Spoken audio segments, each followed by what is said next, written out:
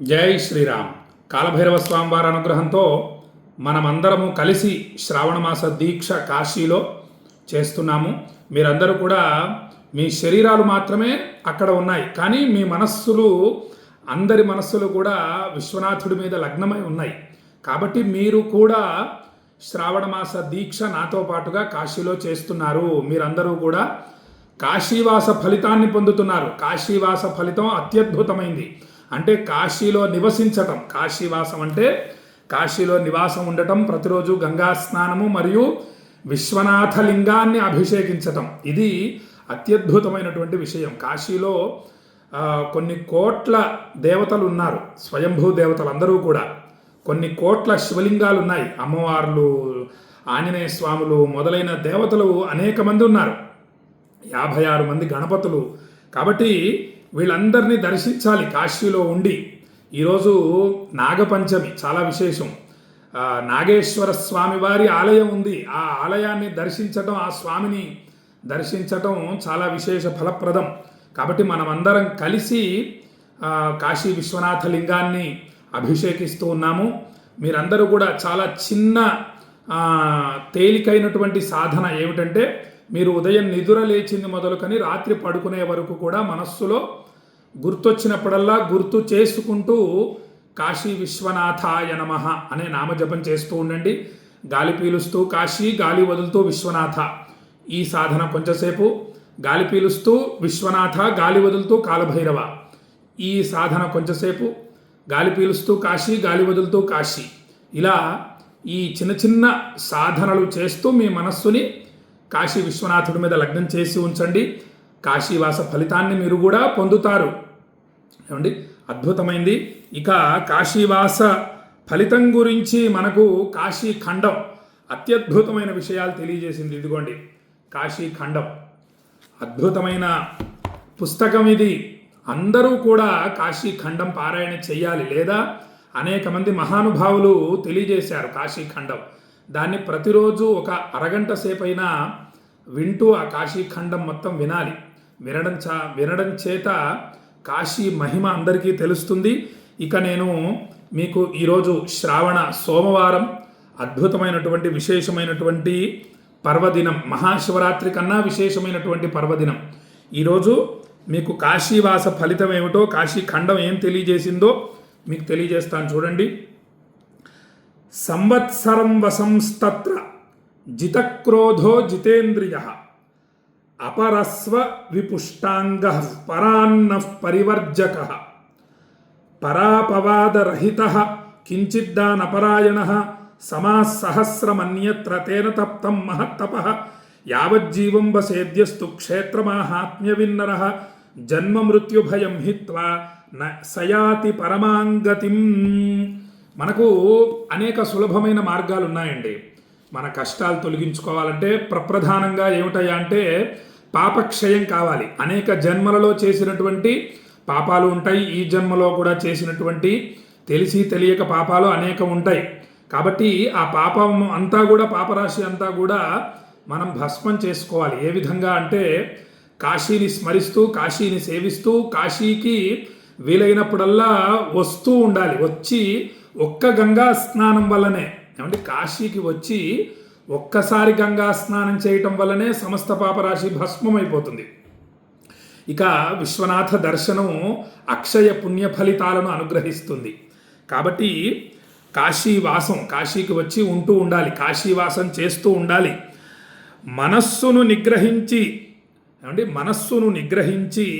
స్థిరచిత్తంతో కాశీవాసము చేయువారు, ఎవరైతే మనస్సును నిగ్రహించి కాశీవాసం చేస్తారో, త్రికాలములందు భుజించినా కూడా, కాశీలో ఉంటూ 3 పూటలా భోంచేసిన, వాస్తవానికి మధ్యాహ్నం మాత్రమే భోంచేయాలి గృహస్థు, రాత్రికి కేవలం అల్పాహారం మాత్రమే స్వీకరించాలి. కానీ కాశీలో ఉంటూ 3 పూటలా భోంచేసిన మనకు మహర్షులు కేవలం గాలి మాత్రమే స్వీకరిస్తూ వాళ్ళు తపస్సు చేస్తారు. వాయుభక్షక మహర్షులతో సమానమైనటువంటి ఫలితాన్ని వీళ్ళు పొందుతారు. ఎవరయ్యా అంటే మనం కాశీకి వచ్చి 3 పూటలా భోంచేస్తూ ఉన్నా సరే కాశీ వాసం, కాశీలో ఉండటం వల్ల మహర్షులు అడవులలో ఏ విధంగా అయితే కేవలం గాలి మాత్రమే పీలుస్తూ తపస్సు చేస్తూ అక్షయ పుణ్య ఫలితాలను పొందుతూ ఉంటారో, వాళ్ళు ఏ ఫలితాన్ని పొందుతారో కాశీలో 3 పూటలా భోంచేసిన వారు, భోంచేస్తూ కాశీలో ఉండేవారు అంతటి ఫలితాన్ని పొందుతారు. ఒక్క నిమిషమాత్రమైన బ్రహ్మచర్య నిష్ఠుడై భక్తితో అవిముక్తమున నివసించిన ఎడల, ఒక్క నిమిషమైన కాశీలో నివాసం ఉన్నవారు అతడు గొప్ప తపస్సు చేసిన వాడితో సమానము. ఒక్క నెల రోజులు జితేంద్రియుడై, ఎవరైతే ఒక్క నెల రోజులు ఇంద్రియాలను నిగ్రహంగా ఉంచుకుంటూ లఘువుగా స్వల్పంగా ఆహారాన్ని తీసుకొనుచు కాశీవాసము చేసిన ఎడల దివ్యమైన పాశుపత వ్రతమును, దివ్యమైన పాశుపత వ్రతం అనే ఒక వ్రతం ఉంది. ఆ వ్రతాన్ని ఆచరించిన ఫలితాన్ని పొందుతారు. ఇక క్రోధమును, ఇంద్రియాలను జయించి తన ధనముతో తన పాలన పోషణ చూసుకొనుచు పరభోజనాన్ని, పరనిందను త్యజించి కాస్త ఏదో చిన్న చిన్న దానాలు చేస్తూ 1 సంవత్సర కాలము కాశీలో నివసించేవారు ఇతరత్ర అంటే వేరే ఇతర ప్రదేశాలలో సహస్ర వర్షములు అంటే 1000 సంవత్సరాలు గొప్ప తపస్సు చేసిన వాడితో సమానం. ఏమండి, 1 సంవత్సర కాలము జాగ్రత్తగా ఉంటూ ఇంద్రియాలను జాగ్రత్తగా గమనిస్తూ ఉండాలండి.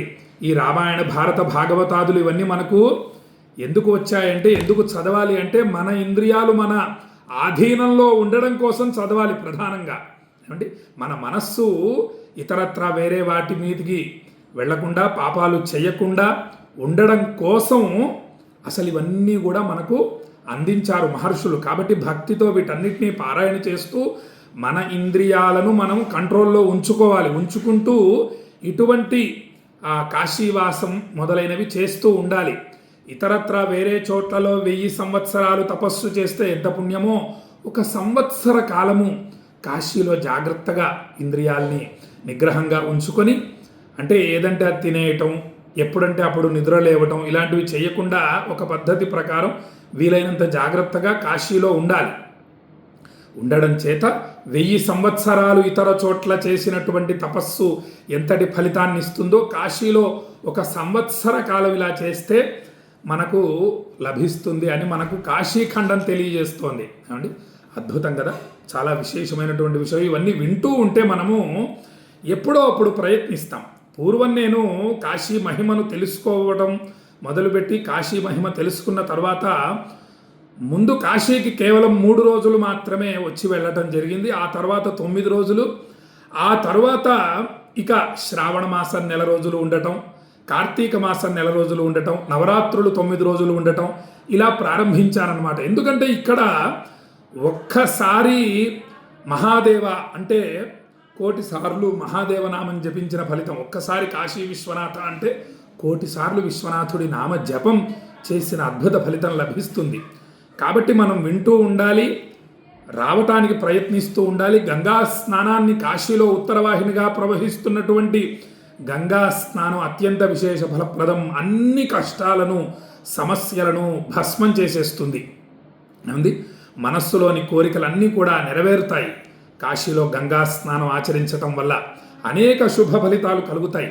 కాబట్టి ఆ విధంగా మనమందరం కాశీ వైపు అడుగులు వేస్తూ ఉందాము. కాశీ గురించి అనేక అద్భుతమైన విషయాలు తెలుసుకుంటూ ఉందామని భక్తులకు తెలియజేస్తూ, చక్కగా శ్రావణ సోమవారం మహాశివరాత్రి కన్నా విశేషమైనటువంటి పర్వదినాన కాశీలో విశ్వనాథుడి ఆలయ సమీపంలోని సరస్వతి ఆశ్రమం నుండి మీకు చక్కని ఆశీర్వచనాన్ని, వేదమంత్రములతో ఆశీర్వచనాన్ని అందిస్తాను. భక్తిగా అందుకోగలరని భక్తులకు తెలియజేస్తూ, ఓం నమ సోమాయ చ రుద్రాయ చ నమస్తామ్రాయ చారుణాయ చ నమ శంగాయ చ పశుపతయే చ నమ ఉగ్రాయ చ భీమాయ చ నమో అగ్రేవధాయ చ దూరేవధాయ చ నమో హంద్రే చ హనీయసే చ నమో వృక్షేభ్యో హరికేశేభ్యో నమస్తారాయ నమ శంభవే చ మయో భవే చ నమ శంకరాయ చ మయస్కరాయ చ నమః శివాయ చ శివతరాయ చ శ్రీర్వర్చస్వమాయుష్యమారోగ్యమావిధాక్షోభమానం మహీయతే ధాన్యం ధనం వశుం బహుపుత్రలాభం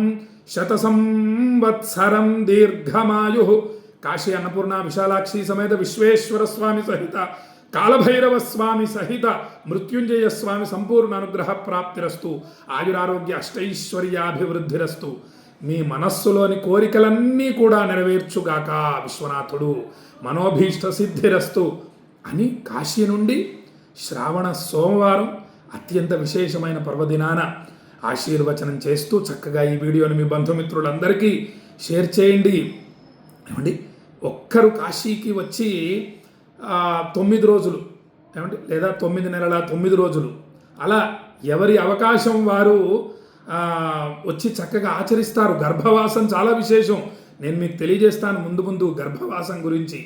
కాశీలో 9 నెలల 9 రోజులు ఉండేదాన్ని గర్భవాసం అంటారు. దాని గురించి నేను వివరంగా తెలియజేసే ప్రయత్నం చేస్తాను అని భక్తులకు తెలియజేస్తూ ఆశీర్వదిస్తూ సెలవు తీసుకుంటున్నాను. జై శ్రీరామ్. విశ్వనాథాయ మంగళం, విశ్వనాథాయ మంగళం, విశ్వనాథాయ మంగళం. కాలభైరవ స్వామికి జై.